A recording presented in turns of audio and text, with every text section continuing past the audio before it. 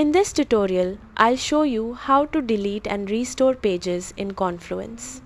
By the end of this tutorial, you'll know how to safely remove unwanted pages and recover them if you need them again.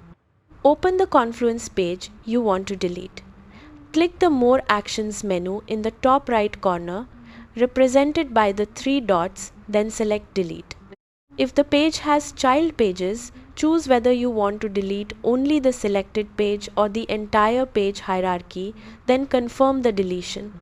Deleted pages are moved to the space trash, where they can be restored later if needed. Keep in mind that unpublished drafts are permanently deleted and can't be recovered.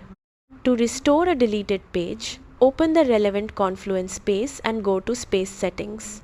Select Content, then open Trash to view all deleted pages. Find the page you want to recover and click Restore. After restoring, the page will reappear in the space. If necessary, move it back under the correct parent page and verify its permissions, especially if it previously inherited access from another page. That's how to delete and restore pages in Confluence. Thanks for watching, and I'll see you in the next tutorial.